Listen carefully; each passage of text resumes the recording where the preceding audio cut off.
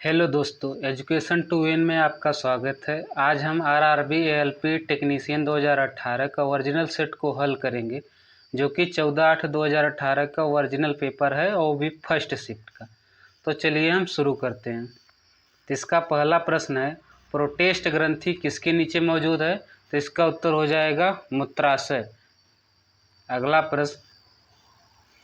प्रश्न नंबर 2 है, car garage से वैसे ही संबंधित है जैसे कि मुर्गी खाली जगह से संबंधित है। तो हम जानते हैं जो कार होता है वो गैराज में रखा जाता है, उसी प्रकार जो मुर्गी है वो पिंजरे में रहती है। अगला प्रश्न नंबर 3 है, ओडोमीटर एक ऐसा उपकरण है जिसका उपयोग गाड़ियों में खाली जगह मापने के लिए किया जाता है। तो पहला ऑप्शन है गति, दूसरा गंध, तीसरा दिशा और चौथा दूरी। तो हम ओडोमीटर का उपयोग गाड़ियों में क्यों करते हैं? तो हम दूरी मापने के लिए ओडोमीटर का प्रयोग करते हैं। अगला प्रश्न है, एक बैग में लाल गेंदों के साथ हरे गेंदों का अनुपात 4:9 है। यदि बैग में 6 हरे रंग के बाल को मिला दिया जाता है तो लाल गेंदों के साथ हरी गेंदों का अनुपात 1:3 हो जाएगा। बैग में कितनी लाल गेंदें हैं? तो हम हल करेंगे इसे। तो लिखेंगे 4x/9x। कह रहा है जो 6 हरे रंग के बाल को मिला दिया जाता है, ऊपर जो है वो लाल रंग के है, नीचे हरे रंग के है, इसमें 6 मिला दिया जाता है तो अनुपात 1:3 का हो जाता है। तो 3 का ऊपर गुणे करेंगे 12x आएगा, 1 का नीचे गुणा करेंगे 9x आएगा प्लस 6। 12 में से 9x घटाएंगे तो आएगा 3x बराबर 6। x का मान आ जाएगा 2। तो हमें कहा गया है लाल गेंदों की संख्या कितनी है बैग में, तो है 4, x का मान निकाले हैं 2 का इसमें गुणा करेंगे आएगा 8, जो कि ऑप्शन नंबर 1 में दिया गया है 8। ये इसका उत्तर होगा। अगला प्रश्न देखते हैं। अगला प्रश्न है, दिए गए प्रश्न पर विचार करें और निर्णय लें कि प्रश्न का उत्तर देने के लिए निम्न में से कौन सा कथन पर्याप्त है। कथन दिया गया, कीचेन के ग्रेनाइट का रंग क्या है? तो कथन पहला है, ग्रेनाइट का रंग दीवार का रंग का है। दूसरा है, ग्रेनाइट का रंग बहुत ही चमकीला है।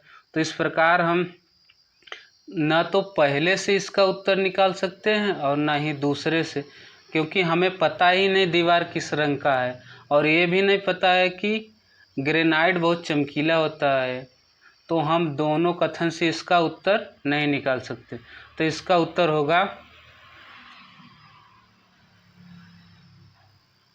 उत्तर होगा दिए गए प्रश्न का उत्तर देने के लिए न तो 1 पर्याप्त है न तो 2, जो कि ऑप्शन नंबर 4 में दिया गया है। अगला प्रश्न है कि नीचे दिए गए चित्र में कितने त्रिभुज हैं? तो हमें त्रिभुज ज्ञात करना है। तो इसमें गिन लेंगे, पहले ये वाला गिनते हैं। तो इसे गिनेंगे आएगा 6, फिर ऊपर वाला गिनेंगे तो आएगा 5, फिर गिनेंगे आएगा 2, फिर गिनेंगे आएगा 2, फिर प्लस 1, ये जो पूरा बड़ा वाला है। तो इसे जोड़ेंगे आएगा 18, जो कि इसका उत्तर है, जो कि ऑप्शन नंबर 1 में दिया गया है। इसे आप भी घर पर प्रैक्टिस कर सकते हैं गिन के। अगला प्रश्न नंबर 7 है, निम्न संख्याओं में से संयुक्त संख्या कौन सी नहीं है? तो इसका उत्तर है 109। ये जो संख्या है यह संयुक्त संख्या नहीं है। अगला प्रश्न है, फ्रीडम ट्रेल एक 2.5 मील लंबा दर्रा है जो अमेरिकी क्रांति को बेहतर तरीके से दर्शाता है। आपको यह प्रसिद्ध और ऐतिहासिक मार्ग किस अमेरिकी शहर में मिलेगा? तो इसका उत्तर जो होगा वो बोस्टन होगा, या बोस्टन शहर में यह दर्रा मिलेगा। अगला प्रश्न नंबर 9 है, उस रूसी रसायनज्ञ का नाम बताइए जिसने यह प्रतिपादित किया कि तत्वों के गुणधर्म उनके परमाणु द्रव्यमान का एक आवधिकार कार्य है। तो इसका उत्तर हो जाएगा मेंडलीफ। मेंडलीव जो थे वो परमाणु भार के आधार पे पीरियोडिक टेबल बनाए थे, इसीलिए इसका उत्तर हो जाएगा मेंडलीफ। अगला प्रश्न नंबर 10 है, क्रम से दी गई आकृतियों में से भिन्न का चयन करें। तो हम पहला देखते हैं, ये इस प्रकार का कर्व बना है, दूसरे में इस प्रकार का कर्व बना है, और तीसरे में नीचे कर्व बना है, और चौथे में इस प्रकार कर्व, जो कि कर्व है एक वृत्त का, जबकि पांचवें में इस प्रकार का कोई कर्व नहीं दिया गया है।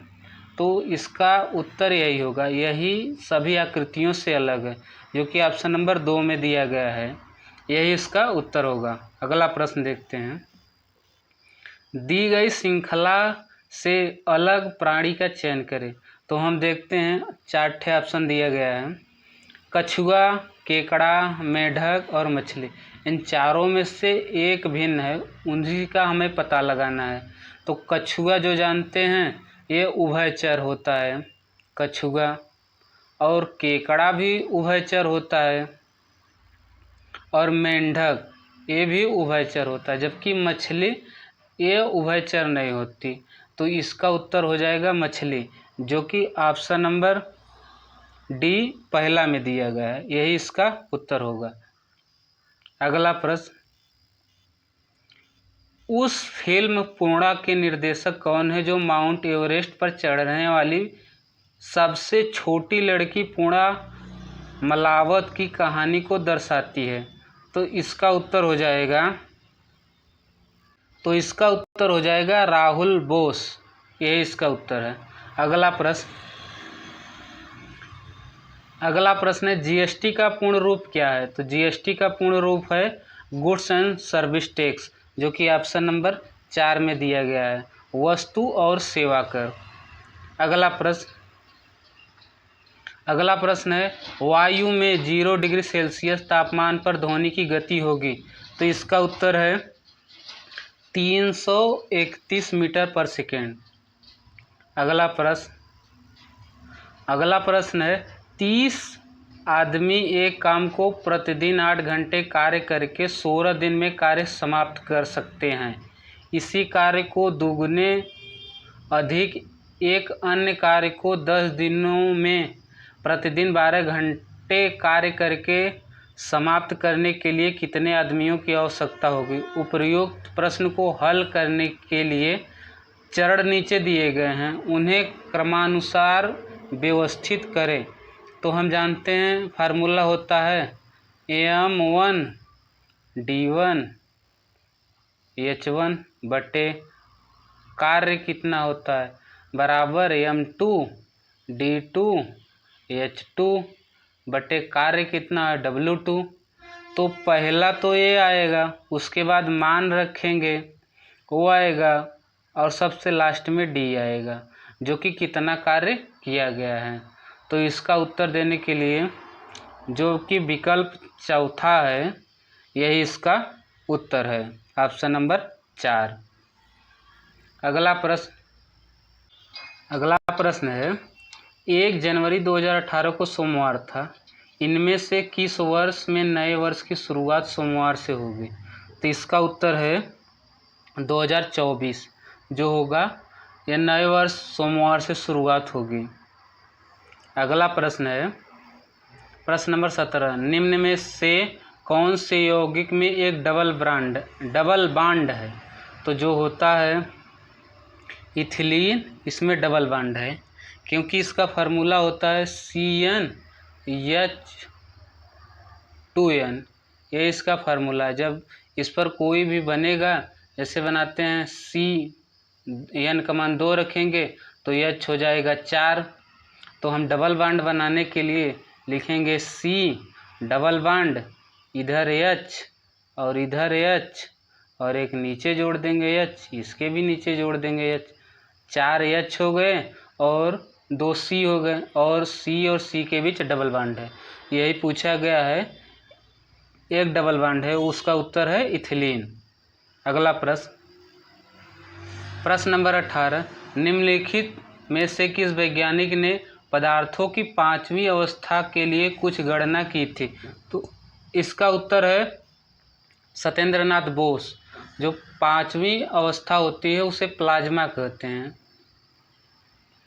यह पदार्थ की 5वीं अवस्था है। अगला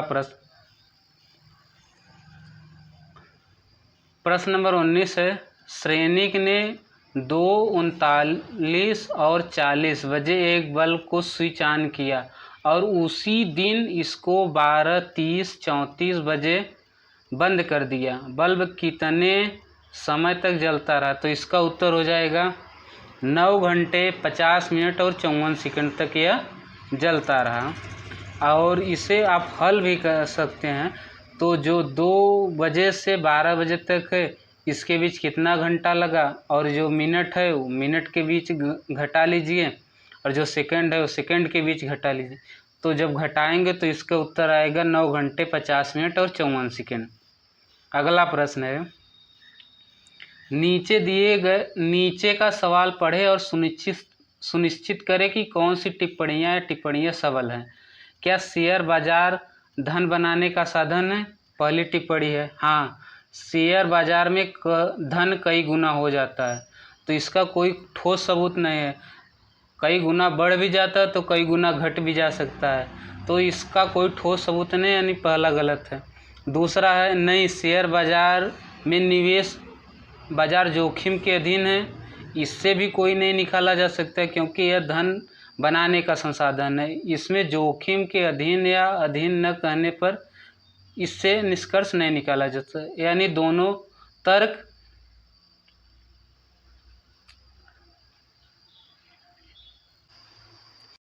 दोनों तर्क गलत हैं।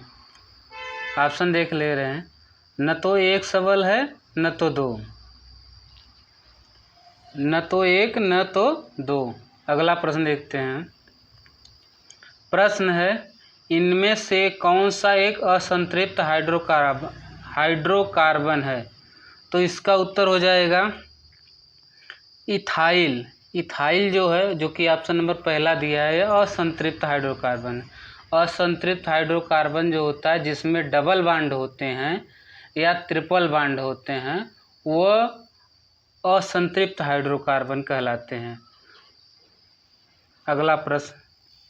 अगला प्रश्न है, उत्तर चित्र आंसर फिगर में से सही का विकल्प चुनकर प्रश्न चिन्ह में श्रृंखला को पूरा करें।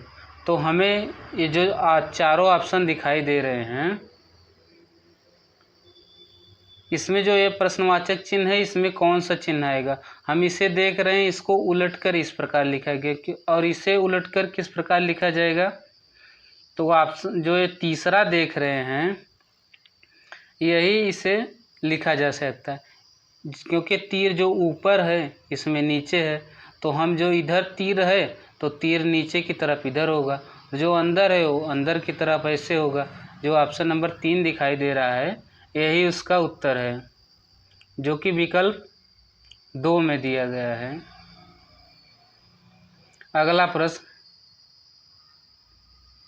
अगला प्रश्न देखते हैं।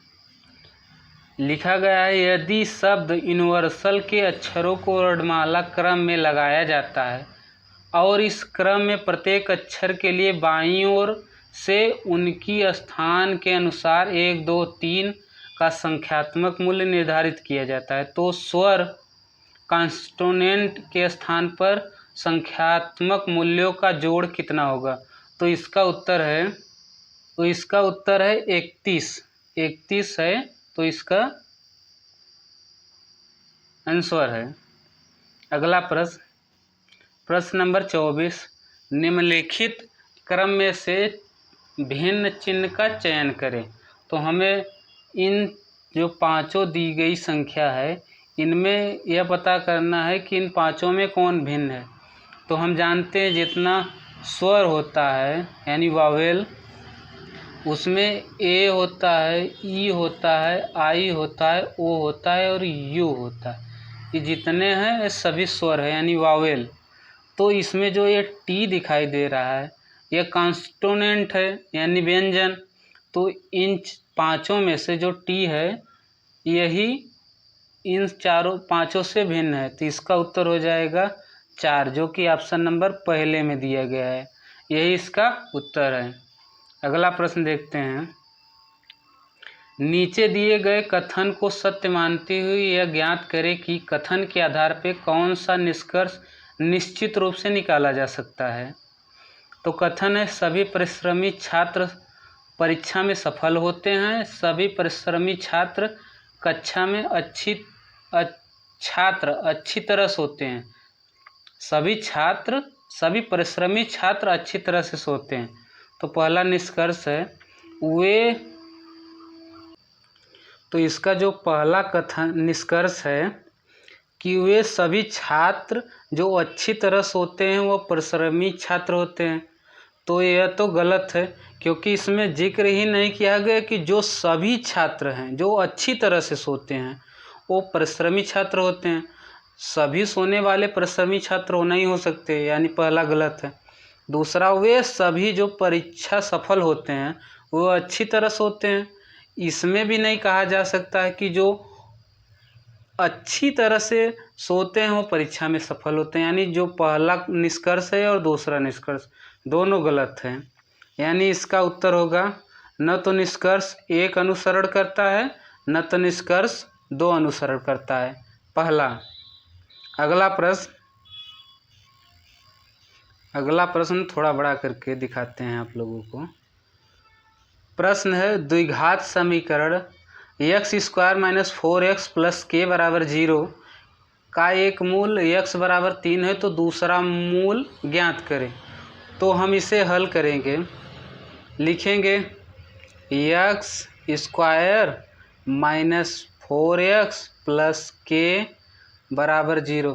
तो पहले हम k का मान निकालेंगे, तो x के जगह हम 3 रखेंगे। तो क्योंकि x के बराबर 3 दिया गया तो हम यहाँ रखेंगे x के बराबर 3। तो 3 का स्क्वायर करेंगे आएगा 9, 3 का 4 में गुणा करेंगे आएगा 12 प्लस k बराबर 0। तो 9 में से 12 घटाएंगे तो -3 आएगा प्लस k बराबर 0। तो k बराबर 3 हो जाएगा। तो k का मान 3 हो जाएगा तो हम समीकरण 1 में रखते, जो कि यह दिया गया है, इसमें रखेंगे। तो रखेंगे x - 4x + 3। तो इसे हल करेंगे तो लिखेंगे x - 3x - x + 3। इसका गुणनखंड करें ताकि हम इसे हल कर सकें। तो हम x कॉमन लेंगे, x² है तो x कॉमन लेंगे, आएगा x - 3। दूसरे में 1 कॉमन लेंगे तो x और ये माइनस लेंगे तो -3 आएगा। तो एक कोष्टक में आएगा वो x - 1 और दूसरे में x - 3। तो हमें मालूम है एक x से आएगा x = +1 और दूसरे से आएगा x = +3। तो एक तो दिया गया है कि +3 है, जबकि दूसरा दिया गया है कि x का दूसरा मूल ज्ञात कीजिए। तो x = 1, जो कि ऑप्शन नंबर 4 में दिया गया है, यही इसका उत्तर है। अगला है प्रश्न नंबर 27। रक्त का कौन सा घटक भोजन, CO2 और नाइट्रोजन युक्त कचरे का परिवहन करता है। तो इसका उत्तर हो जाएगा प्लाज्मा, जो कि इसमें 90% पानी होता है प्लाज्मा में। यह भी प्रश्न पूछा जाता है कि प्लाज्मा में 90% पानी होता है, बाकी खनिज और प्रोटीन होता है 10%। तो जो प्लाज्मा होता है यह रक्त के साथ भोजन का भी परिवहन करता है और कार्बन डाइऑक्साइड का भी परिवहन करता है और नाइट्रोजन युक्त कचरा, जैसे नाइट्रोजन युक्त होता है N2O जो कि अमोनिया है, NH3 भी नाइट्रोजन युक्त है, NH3 ये भी नाइट्रोजन युक्त है, इसका भी परिवहन प्लाज्मा ही करता है। तो इसका उत्तर हो जाएगा प्लाज्मा। अगला प्रश्न देखते हैं, प्रश्न नंबर 28 का 28 है, यदि एक वस्तु की गतिज ऊर्जा इसके प्रारंभिक मान का 256 गुना हो जाता है तो रेखीय संवेग का मान होगा। तो इसका मान हो जाएगा 16 गुना, जो कि ऑप्शन नंबर बी में दिया गया है 16 गुना, क्योंकि 16 का स्क्वायर होता है 256 और यह कहा गया है कि गतिज ऊर्जा, जो गतिज ऊर्जा होता है 1 = 1/2 mv², जो भी का मान है वो स्क्वायर में होता है। तो इसका हम भी का मान अगर हम 256 का वर्गमूल निकालना चाहे तो आएगा 16, यही 16 गुना होता है रेखीय संवेग, तो जो कि प्रारंभिक वेग का 16 गुना मान है, जो कि ऑप्शन नंबर तीसरे में दिया गया है, यह इसका उत्तर है। अगला प्रश्न है, एक प्लेटफॉर्म पर खड़े एक आदमी को पार करने के लिए 54 किलोमीटर प्रति घंटा की गति से चलने वाली 180 मीटर लंबी रेलगाड़ी द्वारा कितने समय लिया जाएगा। तो हम जानते हैं कि कोई भी आदमी प्लेटफॉर्म पे खड़ा रहता है तो जो आदमी है उसकी दूरी नगण्य मानी जाती है, यानी जो पार करेगा वो रेलगाड़ी अपनी लंबाई, जितनी रेलगाड़ी की लंबाई है उतना ही पार करेगा। तो यही जो रेलगाड़ी की लंबाई है यही दूरी होगी, जो कि ऑप्शन में दिया गया है 180 मीटर और चाल है 54 किलोमीटर प्रति घंटा। तो हमें समय निकालना है, तो समय बराबर होता है दूरी बटे चाल।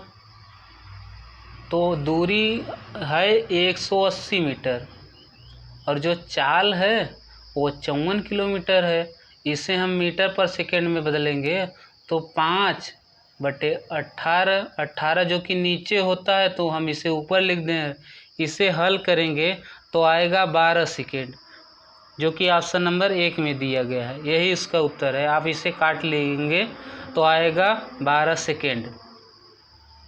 अगला प्रश्न नंबर 31 है, जो कि दिया गया है कि दिया गया पाई चार्ट वर्ष 1999 और वर्ष 1998 विभिन्न कंपनियों के बिक्री को दर्शाता है। तो जो प्रश्न है वो नीचे दिया गया है, यदि 1998 कुल बिक्री 7,890 रुपये थी, जिसमें 1999 में 16.5% की वृद्धि हुई, तो वर्ष 1999 में कुल बिक्री लगभग कितना है। तो हमें लगभग में ज्ञात करना है। तो हमें मालूम है दिया गया है 7,890 रुपये, इसका निकालेंगे 116.5/100।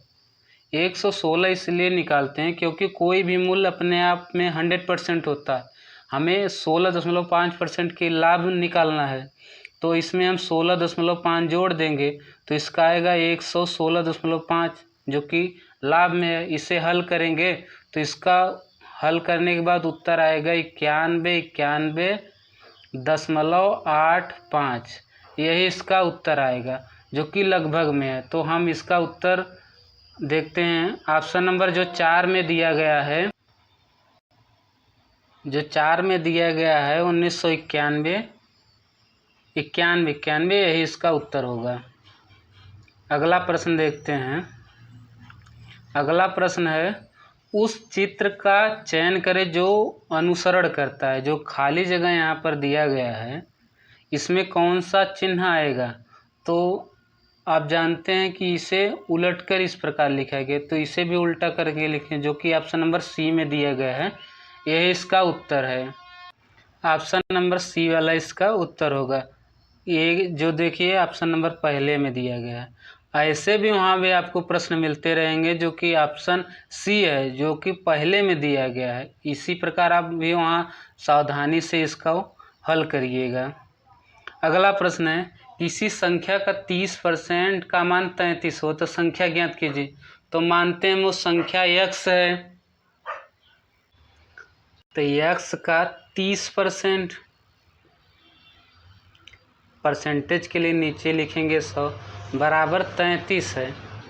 तो हम लिखेंगे x, ये 100 जो भाग में है इस पार आ जाएगा, गुणा हो जाएगा, तो 33 गुणे 100 और जो गुणे में है वो आ जाएगा भाग में। इसे काटेंगे 0 से 0, 3 से काटेंगे 11 बार और 0, तो इसका उत्तर हो जाएगा 110, जो कि ऑप्शन नंबर 3 में दिया गया है। यही इसका उत्तर होगा। अगला प्रश्न, प्रश्न नंबर 34 है, निम्नलिखित में से कौन सी महिला एथलीट स्क्वैश खिलाड़ी नहीं है? तो जो हम ऑप्शन पहला देख रहे हैं, केनूरू हम्पी, यह कर्नाटक में एक स्थल है। यह कोई खिलाड़ी या महिला खिलाड़ी का नाम नहीं है, तो इसका उत्तर कोनूरू हम्पी हो जाएगा, जो कि कर्नाटक में एक स्थल है। अगला प्रश्न है, 5676 किसका वर्गमूल है? तो वर्गमूल ज्ञात करने के लिए हम इसे हल करते हैं। 5 7 7 6, 2 से काटेंगे 2, 2 ना 4, फिर 2 8 16, फिर 2 8 16, 2 8 16, फिर 2 से काटेंगे, 2 1 का 2, फिर 2 2 ना 4, 2 चौका 8, 2 चौका 8, फिर 2 से काटेंगे 7 बार, 2 से काटेंगे 2 बार, फिर 2 से काटेंगे 2 बार, फिर इससे काटेंगे 2 से, तो 2 3 6, 2 छक्का 12 और 2 1 का 2, जो 361 है वो 19 से कटेगा, 19 से काटेंगे आएगा 19, फिर 19 से काटेंगे 1 आ जाएगा, 1 19 का वर्ग बनेगा, 1 लेंगे 2 का और 1 2 का, तो 2 गुणे 2 और गुणे 19, इसका गुणा करेंगे तो आएगा 76। ये 76 का वर्गमूल है, जो कि ऑप्शन नंबर 3 में दिया गया है। यही इसका उत्तर है। अगला प्रश्न है, किस भिन्न को जब 1/3 से घटाया जाता है तो 1/12 शेष बचता है? तो भिन्न बताइए। तो जो हम भिन्न देख रहे हैं, इसका भिन्न का मान हो जाएगा C, जो कि 5/12 है। अगर आप नहीं हैं तो इसे हल करके देखें, तो 5/12, क्योंकि वो भिन्न हमसे पूछ रहा है, इस भिन्न में से 1/3 घटाएंगे तो हमें शेष आना चाहिए 1/12।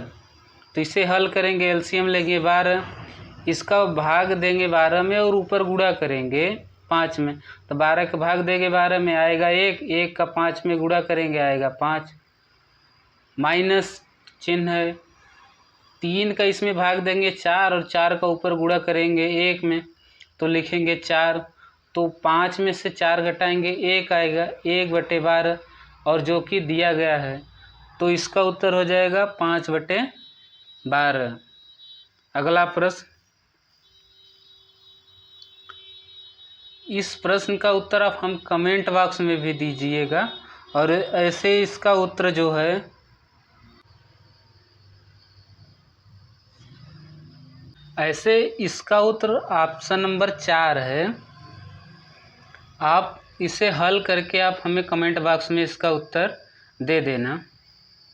अगला प्रश्न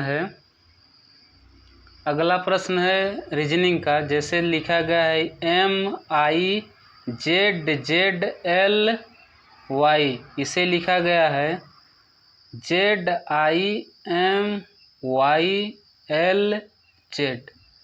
तो हम देखते हैं, इस Z से इस, I से I और M से M लिखा गया। इसी प्रकार Y लिखा गया है, Z लिखा है, L, मतलब तिर्यक चिन्ह इस प्रकार से लगाया गया। हमें इसका उत्तर बताना है। तो इसका उत्तर बताने के लिए हम लिखेंगे 4 स्थान, पहले लिखेंगे Z, फिर Z U B, इसे उल्टा करके लिखेंगे तो आएगा DROW, जो कि ऑप्शन नंबर पहले में दिया गया है। ये इसका उत्तर है। अगला प्रश्न है 2017 में प्रकाशित भारतीय अंग्रेजी उपन्यास सीता वॉरियर ऑफ मिथिला का लेखक कौन है? तो इसका उत्तर है अमीश त्रिपाठी, जो कि ऑप्शन नंबर पहले में दिया गया है। अगला प्रश्न है 20, 28 और 48 का मस क्या होगा? तो हमें मालूम है वह बड़ी से बड़ी संख्या जो इन तीनों संख्याओं को काट दे, तो इसका उत्तर हो जाएगा 4। 4 से हम 20 को भी काट सकते हैं, 28 को भी काट सकते हैं और 48 को भी। और मस कहता है कि वह बड़ी से बड़ी संख्या जो इन तीनों संख्याओं को काट दे वही इसका उत्तर होगा। अगला प्रश्न है लेड नाइट्रेट को जोरदार ढंग से गर्म करते समय निकलने वाली भूरे रंग की गैस का नाम बताइए। जब आप लेड नाइट्रेट को गर्म करेंगे तो जो भूरे रंग की गैस निकलती है उसका नाम बताइए। तो उसका नाम होता है नाइट्रोजन डाइऑक्साइड, NO2। यही गैस निकलती है, इसे आप याद करना होगा। अगला प्रश्न है चित्र में दिखाए गए संकेत को विद्युत परिपथ के संदर्भ में क्या कहते हैं? तो ये जो चित्र दिखाया गया है इसे विद्युत परिपथ में प्लग कुंजी कहते हैं, विद्युत बल्ब कहते हैं, प्रतिरोध कहते हैं या बैटरी कहते हैं। तो इसका उत्तर हो जाएगा विद्युत बल्ब, यही इसका उत्तर है। ये जो फिगर दर्शाया गया है इसे विद्युत बल्ब कहते हैं। और प्रतिरोध का चिन्ह ऐसे होता है, और जब ऐसे चिन्ह बनाओ इसमें ऐसे तीर लगाओ तो यह प्रतिरोधकता का चिन्ह होता है। अगला प्रश्न है निम्नलिखित में से कौन सा विकल्प दिए गए चित्र के सही दर्पण प्रतिबिंब को दर्शाता है? तो यह चित्र जो दिया गया है, हम अगर दाहिने साइड लिखेंगे तो पहले आएगा E, जो कि इस साइड से लिखा जाएगा, L आएगा जो कि इस साइड से लिखा जाएगा, I इसी प्रकार रहेगा, M भी इसी प्रकार रहेगा, जो कि S है वह उल्टा लिखा जाएगा, यानी S इस प्रकार बना रहेगा, जो कि ऑप्शन नंबर 4 में दिखाई दे रहा है। यही इसका उत्तर है। अगला प्रश्न है आधुनिक आवर्त सारणी में पहला धातु तत्व क्या है? तो हम जानते हैं जो कि पहला है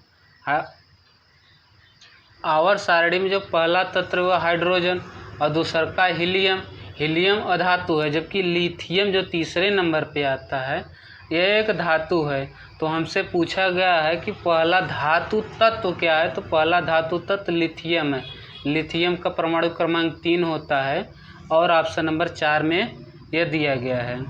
तो इसका उत्तर नंबर 4 होगा, लिथियम आवर्त सारणी का पहला धातु तत्व है।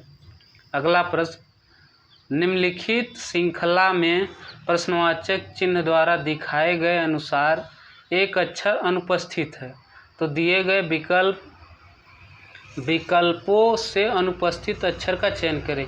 तो यहाँ पर दिखाया गया है पहले E है, फिर J है, फिर O है, उसके बाद T है। तो अगला अक्षर कौन सा आएगा? तो हमें मालूम है E का स्थान 5 होता है, 5 में 5 जोड़ेंगे आएगा 10, 10 पे J होता है, और J में 5 जोड़ेंगे आएगा 15, O का मान 15 होता है, और इसमें 5 जोड़ेंगे आएगा 20, जो कि T का मान 20 पे होता है। इसमें 5 जोड़ेंगे Y जो कि 25 पे होता है। यही इसका उत्तर है, जो कि ऑप्शन नंबर 3 में दिया गया है। Y प्रश्नवाचक के चिन्ह पे Y आएगा। अगला प्रश्न है विश्व रैपिड फायर शतरंज 2017 कहाँ खेला गया, जिसमें विश्वनाथ आनंद ने अपना पहला टाइटल पुनः प्राप्त किया? तो इसका उत्तर हो जाएगा रियाद में उन्होंने अपना शतरंज चैंपियन 2017 को खेला था? विश्वनाथ आनंद।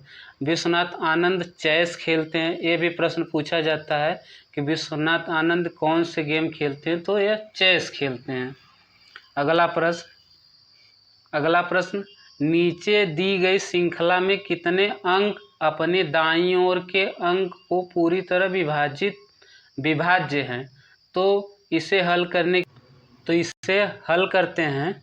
तो देखते हैं, ये पहला यह पूरी तरह काट देगा, दूसरा यह पूरी तरह काट देगा और तीसरा 8 को काट देगा। आपको नहीं दिखाई दे रहा होगा, यहाँ पे देखिए, पहले 2 काटेगा, फिर 4 काटेगा, फिर 8 काटेगा, और इधर 6 काटेंगे और 8 काटेगा।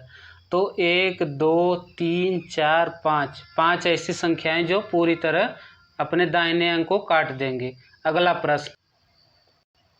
प्रश्न है, वर्ष 2017 में भारत के नए नियंत्रक और महालेखा परीक्षक CAG के रूप में किसने कार्यभार ग्रहण किया था? तो इसका उत्तर हो जाएगा राजीव महर्षि। यह पुराना करंट है, लेकिन आप लोगों को नए करंट को याद करना होगा।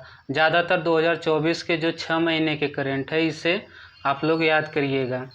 अगला प्रश्न है, भ्रूण को एक विशेष ऊतक की सहायता से माँ के रक्त से पोषण प्राप्त होता है। तो इसका उत्तर हो जाएगा गर्भानाल। यही इसका उत्तर है, जिसको अंग्रेजी में प्लेसेंटा भी कहते हैं। अगला प्रश्न है, आदित्य को एक परीक्षा में 78% अंक प्राप्त हुए। यदि उसे 663 अंक प्राप्त हुए तो अधिकतम अंक कितने हैं? तो हमें मालूम है उसे प्राप्त हुए हैं, आदित्य को प्राप्त हुए 78%, और 78% का मान दिया है 663। और कोई भी जो पूर्णांक होता है, अधिकतम मान होता है, वो अपने आप में 100% होता है। यानी हमें 100% का मान ज्ञात करना है। तो 663/78 और गुणे 100, क्योंकि कोई भी पूर्णांक अपने आप में 100% होता है। इसे हल करेंगे तो 13 से काटेंगे 6 बार, 13 × 78, फिर इसे काटेंगे 13 × 5 = 65 और 13 × 1 = 13। इसे काटेंगे तो डबल 0 इधर लिख रहे हैं। 6 से काटेंगे 6 × 8 = 48, बचा 3, फिर 6 × 5 = 30 और एक 0 बचा है, ये 0 है। तो पूरा उत्तर आएगा 850। यह वह अधिकतम संख्या है जिसमें से 78% का मान निकालने पर 663 आएगा। यानी इसका उत्तर ऑप्शन नंबर 4, यही इसका उत्तर है। अगला प्रश्न है, ये ग्राफ वाला है। ग्राफ में दिया गया है 2009 में भारत में रंग के अनुसार बाइकों की बिक्री, पहला नीला, हरा, सुनहरा, भूरा, काला, रजत, सफ़ेद, लाल और पीला। तो इसमें दिया गया है, दिए गए आंकड़ों के आधार पर किन रंगों के मोटरसाइकिल 55% की कुल बिक्री है? तो इसमें जो ऑप्शन नंबर 3 दिखाई दे रहा है, ऑप्शन नंबर जो 3 दिखाई दे रहा है, नीला, हरा, सुनहरी और काला, सुनहरी, काली और लाल, यहाँ ऑप्शन नंबर देख रहे हैं। पहले जो दिखाई दे रहा है, पहला दिखाई दे रहा है नीला ब्लू, हरा ग्रीन, सुनहरी ब्राउन गोल्डन, उसके बाद काली ब्लैक और लाल रेड, ये वाला। इन सब को मिला देने पर टोटल 55% की बिक्री होगी। इसे आप हल भी कर सकते हैं। इन टोटल को योग करेंगे वो 55% के बराबर होगी। इसीलिए इसका उत्तर ऑप्शन नंबर 3 लाल, हरी, सुनहरी और काली हो जाएगी। अगला प्रश्न नंबर 52 है, निम्नलिखित में से किससे पुलों, लौहों के जंगल और अधातु से बनी सभी वस्तुओं को नुकसान पहुंचाता है? तो इसका उत्तर है जंग। जंग जो है वह लोहे में भी जंग लग जाता है और लोहे में जंग लग जाने पर लोहे को खराब कर देता है। इसी प्रकार यह कह रहा है कि यह नुकसान पहुंचाती है, तो इसका उत्तर हो जाएगा जंग। जंग लोहे को भी नुकसान पहुंचाती है और पुल जो कि ब्रिज जो बने होते हैं रोडों पर, वो जो ब्रिज बने होते हैं वो भी लोहे के बने होते हैं। तो जब उनमें जंग लग जाता है तो ब्रिज टूट जाती है या खराब हो जाती है, वही कह रहा है कि नुकसान पहुंचाती है। तो इसका उत्तर हो जाएगा जंग। अगला प्रश्न है, इन प्रश्न में दिया गया है, ये 3 बॉक्स दिए गए हैं, इनमें कुछ संख्या दिया गया है, जैसे कबड्डी खेलने वाली संख्या और ये फुटबॉल खेलने वाली संख्या और एक क्रिकेट खेलने वाली संख्या है। तो हमें प्रश्न पूछा गया है कि ऊपर के वेन या डायग्राम चित्र के अनुसार क्रिकेट और फुटबॉल के साथ 3 खेलों में भी भाग लेने वाले कुल छात्रों की संख्या निम्न में से कौन सी प्रदर्शित करती है? तो कह रहा है तीनों खेलों में भी भाग लेने वाली, क्रिकेट फुटबॉल के साथ साथ तीनों खेल में। तो क्रिकेट और फुटबॉल ये भी खेल रहे हैं, और जो ये यश दिख रहे हैं आप बीच में जो है यश, ये तीनों खेल भी खेल रही हैं, उसके साथ साथ क्रिकेट भी खेल रही है और फुटबॉल भी खेल रही है। तो यही पूछ रहा है कि क्रिकेट फुटबॉल के साथ साथ तीनों खेल भी खेले, खेल में भाग लेने वाले छात्रों की कुल संख्या को प्रदर्शित करता है। तो जो यश है यह कुल संख्या को प्रदर्शित कर रहा है, जो कि ऑप्शन नंबर 1 में दिया गया है यश। उसके साथ साथ आप देख रहे हैं फिगर में जो ये भी दिया है, ये भी फुटबॉल और ये भी जो दिया गया है भी, ये भी फुटबॉल और क्रिकेट भी खेल रहा है। तो हम भी को भी लेंगे, क्योंकि फुटबॉल और क्रिकेट के साथ तीनों खेल तो यश खेल रहा है तीनों खेल, और ये भी है ये फुटबॉल और क्रिकेट खेल रहा है। तो इसका उत्तर हो जाएगा भी प्लस यश, जो कि ऑप्शन नंबर 3 में दिया गया, भी और यश, यही इसका उत्तर होगा। अगला प्रश्न है 16, 28 और 42 का लसाअ क्या है? तो हम इसे हल करेंगे, लिखेंगे 16, 28 और 42, इसे हल करेंगे तो 4 से काटेंगे, 4 चौक 16, 4 सते 28, 4 से नहीं कटेगा। फिर से हल करते हैं 16, 28 और 42, पहले 2 से हल करते हैं तो आएगा 8, यहाँ 14, यहाँ 21, फिर 2 से काटेंगे आएगा 4, यह आएगा 7, 21, फिर हम काटेंगे 7 से 1 आएगा, यहाँ 3 आएगा, यहाँ 4 आएगा। तो 3 का गुणा करेंगे 4 में 12, 12 का गुणा करेंगे 7 में, 12 सते 84, 84 का गुणा करेंगे 2 में, फिर गुणा करेंगे 2 में, तो आएगा 336, यही इसका उत्तर है। इन तीनों संख्याओं का 16, 28 और 42, इन तीनों संख्याओं का लसाअ 336 आएगा।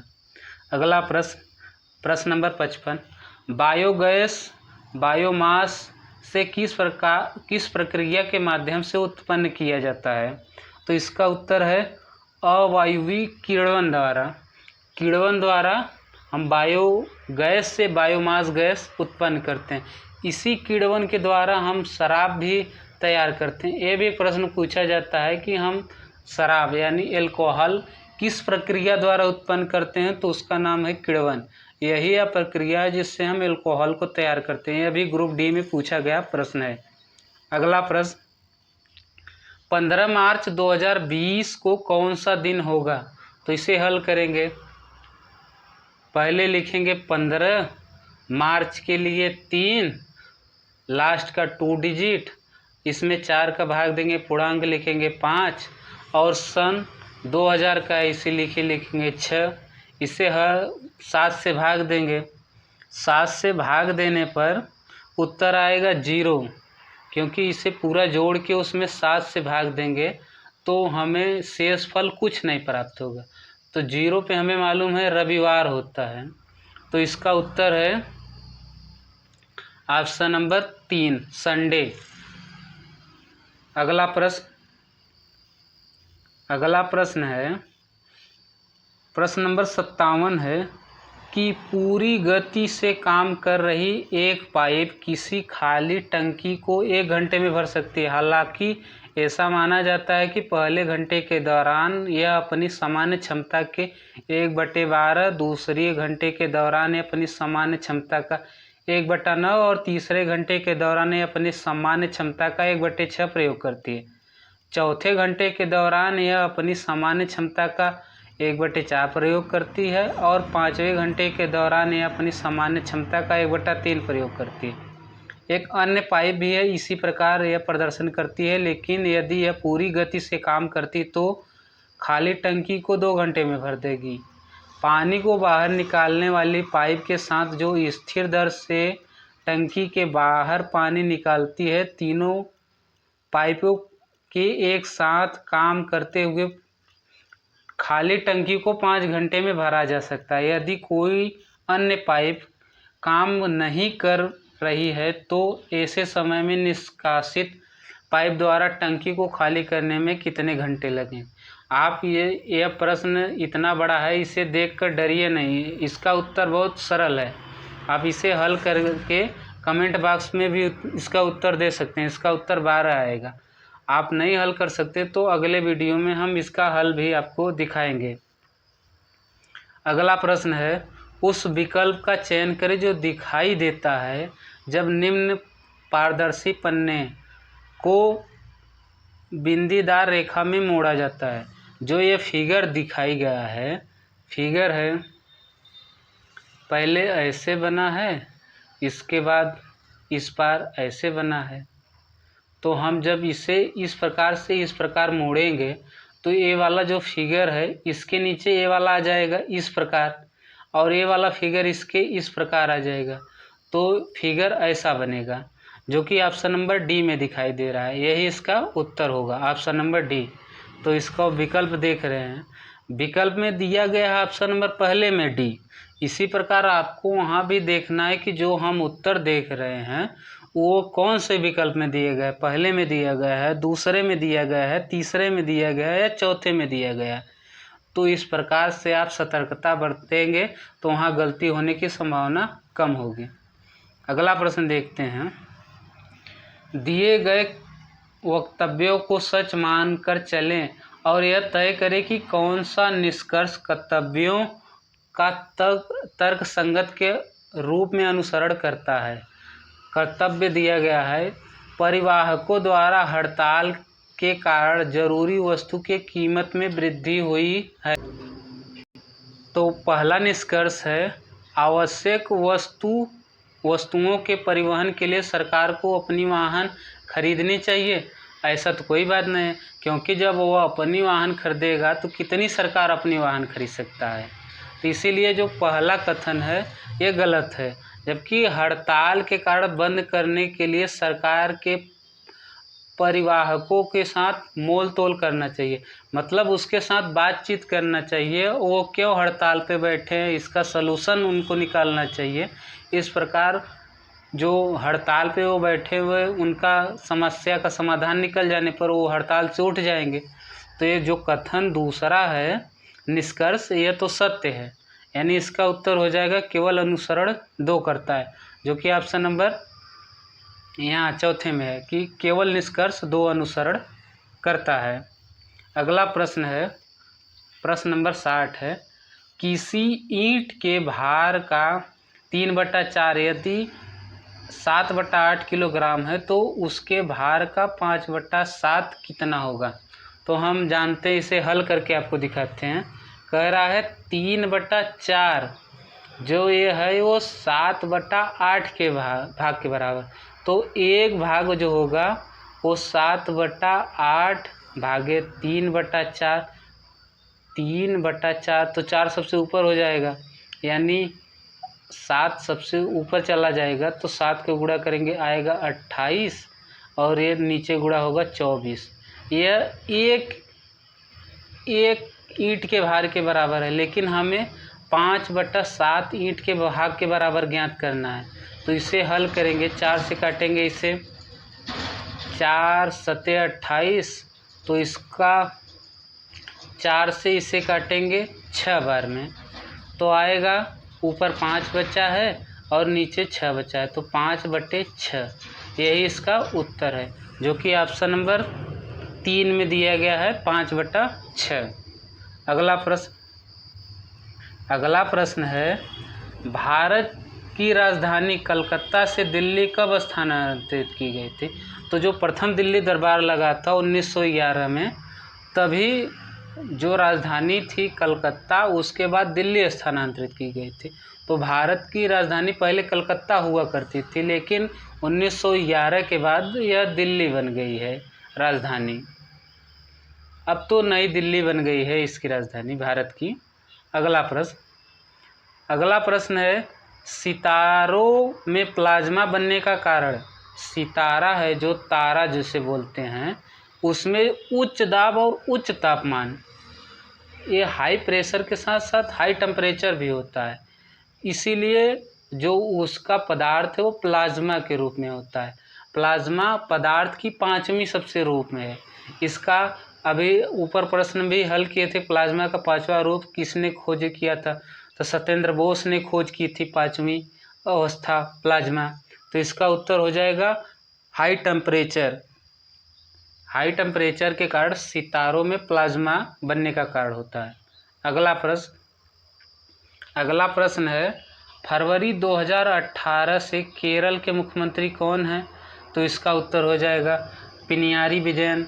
ये पुराना करंट है, लेकिन अब तो हाल ही में उनके मुख्यमंत्री चेंज हुए हैं, तो आपको नए करंट को याद करना होगा। तो अगला प्रश्न देखते हैं। अगला प्रश्न दिया गया है दी गई तालिका में 4 विषय P, C, B और M में 4 छात्र WXYZ द्वारा प्राप्त अंकों का प्रतिनिधित्व करता है। प्रत्येक विषय में अधिकतम 100 अंक है। तो हमें ज्ञात करना है चार छात्रों के P और C में औसत अंक कितने हैं। तो हम P का योग करेंगे तो लिखेंगे 70, 55, 60 और 90। इसे जोड़ेंगे, इसे जोड़ने पर आएगा 275। और जो C है, C वाला इधर दिखाई दे रहा है, 1 मिनट रुकिए, आपको दिखाई दे रहे हैं।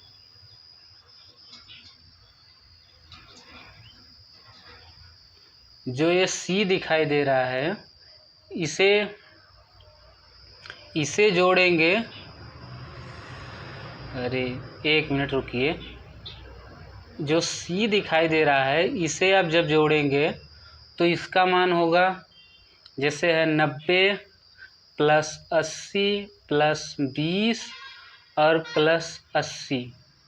इसे जोड़ेंगे तो आएगा 270।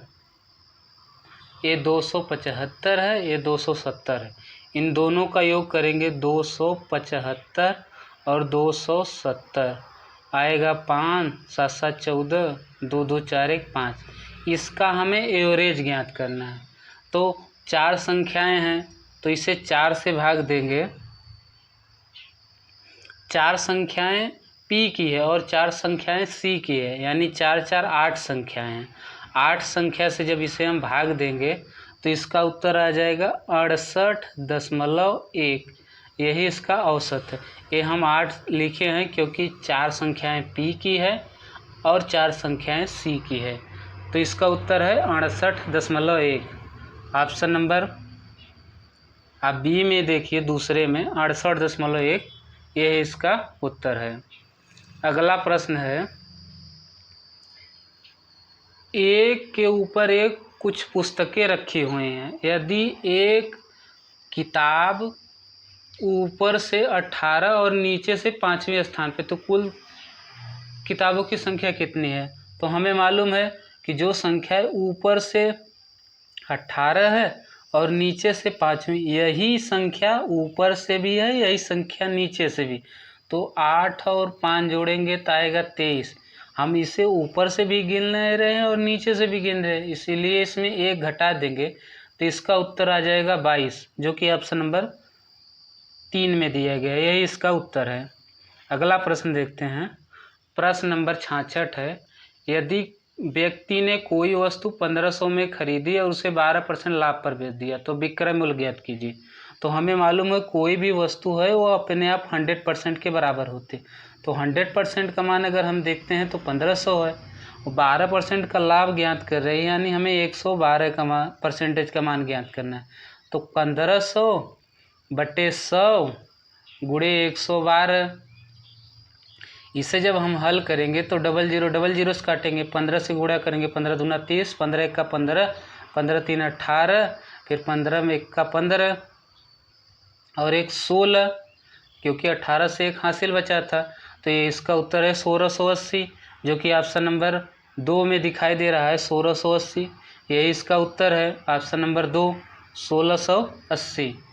अगला प्रश्न है, पानी से भरे एक गिलास में रखा नींबू गिलास के बगल से देखने पर इसके वास्तविक आकार से बड़ा प्रतिबिंब होता है। इसका कारण क्या है? तो इसका कारण है अपवर्तन। हमेशा याद रखिए, जो भी कोई वस्तु है, चाहे वो गिलास में पानी के अंदर रखा हो या पानी के बाहर रखा हो, अगर देखने में यानी प्रतीत होता है, प्रतीत अगर बड़ा हुआ तो हमेशा अपवर्तन हो गया, क्योंकि प्रतीत में हम देखते हैं जो भी वस्तु, जैसे हम देखते हैं गिलास में अगर कोई पानी है गिलास में, इसमें कोई हम चम्मच डालते हैं तो चम्मच हमें हल्का टेढ़ा दिखाई देगा, यह टेढ़ा होता नहीं लेकिन हमें टेढ़ा प्रतीत महसूस होता है। तो यह भी कारण है अपवर्तन का। इसी प्रकार अगर हम किसी मछली को देखते हैं जो कि पानी में है, वो प्रतीत देखती है, जहाँ पर हम देखते हैं वहाँ पर होती है ना, वो हल्की ऊपर से दिखाई देती है, जबकि उसकी वास्तविक गहराई नीचे होती है, लेकिन हमें महसूस होता है या प्रतीत होता है कि मछली ऊपर है। यही जो प्रतीत दिखाई दे रहा है, हमें जितनी भी वस्तुएं प्रतीत होती है, सबका उत्तर प्रकाश का अपवर्तन होता है। हमेशा प्रतीत हुई वस्तु अपवर्तन कहलाती है, अपवर्तन उसका उत्तर होता है। प्रतीत जितनी भी वस्तु प्रतीत हमें दिखाई देती हैं उसका उत्तर अपवर्तन है। अगला प्रश्न है, निम्नलिखित में से कौन सी द्विबीजपत्री पौधों की विशेषता नहीं है? तो इसका उत्तर है, इन पौधों में तुल्यमय जड़ें होती हैं, जो ऑप्शन नंबर बी दिखाई दे रहा है। ऑप्शन नंबर बी, इन पौधों में तंतुमय जड़ें होती हैं, यही इसका उत्तर है। अगला प्रश्न देखते हैं। तो अगला प्रश्न है, किसी वस्तु द्वारा उसकी स्थिति या विन्यास द्वारा पर्याप्त ऊर्जा को क्या कहते हैं? तो जो पर्याप्त ऊर्जा होती है, प्राप्त ऊर्जा, उसे स्थितिज ऊर्जा कहते हैं। जो स्थितिज ऊर्जा होती है, तो स्थितिज स्थितिज ऊर्जा की जो फार्मूला होता है, स्थितिज ऊर्जा यानी U बराबर mgh, ये स्थितिज ऊर्जा होती है। उसी प्रकार काइनेटिक एनर्जी होती है, काइनेटिक एनर्जी को हम गतिज ऊर्जा कहते हैं। गतिज ऊर्जा का फार्मूला होता है 1/2 mv²। इसी प्रकार यह भी प्रश्न पूछा जाता है कि स्थितिज ऊर्जा और प्लस गतिज ऊर्जा यह किसके बराबर होता है? तो यह भी प्रश्न पूछा जाता है कि स्थितिज ऊर्जा प्लस गतिज ऊर्जा किसके बराबर होता है? तो यांत्रिक ऊर्जा के बराबर होता है। ये भी प्रश्न पूछा जाता है, ग्रुप डी में यह भी प्रश्न पूछा गया है, आपको याद करना है। इसके साथ साथ फार्मूला भी याद करना है कि जो स्थितिज ऊर्जा की होती है U बराबर mgh होता है। m मतलब द्रव्यमान और g मतलब गुरुत्वीय त्वरण और h मतलब हाइट। उसी प्रकार काइनेटिक एनर्जी यानी गतिज ऊर्जा जो होता है 1/2 mv²। v² जो होता है यह गति होती है और m जो है वह द्रव्यमान होता है। अगला प्रश्न है प्रश्न नंबर 70। किसी भारतीय उद्योगपति को हाल में इंटरनेशनल चैम्बर ऑफ कॉमर्स के अध्यक्ष के रूप में चुना गया, तो इसका उत्तर है सुनील मित्तल। ये पुराना करंट है लेकिन आप लोगों को नया करंट ज्ञात करना है। अगला प्रश्न है नीचे दिए गए विकल्पों में से संबंधित शब्द का चयन करें। जिस प्रकार परिवहन माल की ढुलाई करता है उसी प्रकार बैंक किस चीज़ का ढुलाई करता है, कौन सी चीज़ रखता है। जैसे परिवहन माल को रखता है उसी प्रकार जो बैंक में क्या रखा जाता है, तो बैंक में जो रखा जाता है वो मनी होता है, MONEY। बैंक में मनी रखा जाता है। ऑप्शन नंबर 2 इसका उत्तर है। अगला प्रश्न है कि उस विकल्प का चयन करें जो नीचे दिए गए चित्र को क्रम से रिक्त स्थान के लिए उपयुक्त है। हम देख रहे हैं यहाँ पहले इस प्रकार से है, फिर इस प्रकार से मुड़ा गया है, फिर इधर है, फिर इधर है। अब पहले इधर था, फिर ऊपर गया, फिर नीचे गया, फिर इधर आया, अब इधर बनेगा। मतलब अगर देखते हैं तो पहले ऊपर गया, फिर इधर बना, फिर इधर बना, अब इधर बना, फिर ऊपर बनेगा, यानी इस प्रकार से बनेगा। तो इस प्रकार का फिगर जो ऑप्शन नंबर पहले में दिखाई दे रहा है यही इसका उत्तर है। अगला प्रश्न है 10 पारियों के बाद किसी बल्लेबाज का प्रति पारी औसत 52 था। 12 पारियों के बाद औसत स्कोर बढ़ के 54 हो गया। यदि बल्लेबाज ने पिछली पारी की तुलना में 12 पारी से 16 रन अधिक बनाए तो उसे 11वीं पारी में कितने रन बनाए, तो इसका उत्तर हो जाएगा 56 रन बनाए। Option number B. अगला प्रश्न है एक क्रिकेट मैच में खिलाड़ियों के स्कोर को इस प्रकार लिखा जाता है कि स्कोर के विचलन का गुणांक 16 है और माध्य 25 है, तो प्रसरण क्या होगा। तो फार्मूला इसका भी है लेकिन इस समय याद नहीं आ रहा है, लेकिन इसका उत्तर 16 है। हम इसका हल अगले वीडियो में कर देंगे। अगला प्रश्न है दिए गए तर्क पर विचार करें और तय करें कि दिए गए अनुमानों में से कौन से निहित है। पहला तर्क दिया गया है एक चुनाव के दौरान विपक्षी दल ने कहा पिछले 5 वर्ष में कीमतों में वृद्धि को देखें। तो जो चुनावी विपक्षी दल का नेता है जो वो कह रहा है पिछले 5 वर्षों में कीमतों में वृद्धि को देखो, तो वो कहना चाहता है कि इस बार हमें मौका दीजिए। क्योंकि आप देखेंगे कोई भी नेता आता है कहता है कि हम पिछली बार का जो नेता था वो उसमें कितने वृद्धि कर दिए हैं, यानी इस बार हमें मौका दीजिए, हम वृद्धि को कम करेंगे, कीमतों की जो वृद्धि है उसको कम करेंगे। यानी पहली मान्यताएं तो सत्य है, उसी प्रकार दूसरा मान्यता है यदि आप सत्ता के लिए इसी दल को दोबारा चुनेंगे तो कीमती बढ़ती रहेगी। ये जो कथन में कहा गया है कि कीमत में वृद्धि हो गई, यानी इस बार भी अगर आप उसे चुनेंगे तो कीमतें अवश्य ही बढ़ेंगे, यानी दूसरा भी जो मान्यताएं हैं वो भी सही है। तो इस प्रकार हम कह सकते हैं कि मान्यता 1 और मान्यता 2 दोनों सत्य है। यानी ऑप्शन नंबर देखते हैं, कह रहा है 1 और 2 दोनों निहित है, यानी ऑप्शन नंबर 3। इसी प्रकार वीडियो को देखने के लिए हमारे चैनल को लाइक, शेयर और सब्सक्राइब करें। धन्यवाद।